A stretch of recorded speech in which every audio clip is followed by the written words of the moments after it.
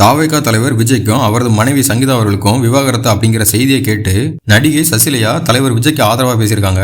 அவங்க என்ன சொல்லியிருக்காங்கன்னா, மக்களுக்கு நல்லது பண்ணணும்னு வந்த ஒரு மனுஷனுக்கு என்னென்ன பிரச்சனைகளை கொடுத்து மாட்டி விடுறீங்க. செப்டம்பர் 27 கரூர் பிரச்சனை, அக்டோபர் 27 விக்டிம் எல்லாரையும் அவர் பார்த்தாரு. நவம்பர் 27 செங்கோட்டையன் அவர்கள் டிவிகே கட்சியில் வந்து இணைந்தாரு. டிசம்பர் 27 ஜனநாயகன் ஆடியோ லான்ச் வந்துச்சு. ஜனவரி 27 ஜனநாயகம் சென்சார் கேஸ் விசாரணை ஃபர்ஸ்ட் ஹியரிங் வந்துச்சு. பிப்ரவரி 27 இப்போ டிவோர்ஸ் கேஸை கொண்டு வரீங்க. ஒரு மனுஷனை அழிக்கணும்னு முடிவு பண்ணிட்டாங்கன்னா பிரச்சனையை எந்த பக்கத்துல இருந்தாலும் கொடுப்பாங்க. இந்த நியூஸ் உண்மையா பொய்யா அதெல்லாம் எனக்கு தெரியாது. சங்கீதா அண்ணி அதை உண்மையா பண்ணுனாங்களான்னு எனக்கு தெரியாது. ஒருவேளை அது உண்மையா இருந்தா அது அவங்களுடைய தனிப்பட்ட வாழ்க்கை. அப்படி உண்மையா இருக்கக்கூடிய பட்சத்துல சங்கீதா அண்ணி நீங்க அதை அண்ணனுக்கு பண்ணிருக்க கூடாது. அண்ணனை சுத்தி இருக்கிறவங்க செஞ்ச 1000 துரோகத்தை எல்லாம் அவர் பார்த்தவர் தான்.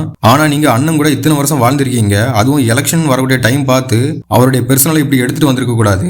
விஜய் அண்ணன் எங்க அண்ணனை அவ்வளவு சீக்கிரமா எல்லாரும் முன்னாடியும் தோத்து போக விட மாட்டோம். மத்த கட்சிகளுக்கு கூட்டணி எவ்வளவு வேணாலும் சேரலாம். ஆனா தாவேக்கோட ஒரே நம்பிக்கை ஒரே அடையாளம் எங்க அண்ணன் விஜய் தான். விஜய் அண்ணா இதுக்கெல்லாம் நீங்க உடஞ்சி போயிடாதீங்க, நாங்க உங்களை முழுசா நம்புறோம் அப்படின்னு நடிகை சசிகலா அவர்கள் தலைவர் விஜய்க்கு ஆதரவா பேசியிருக்காங்க.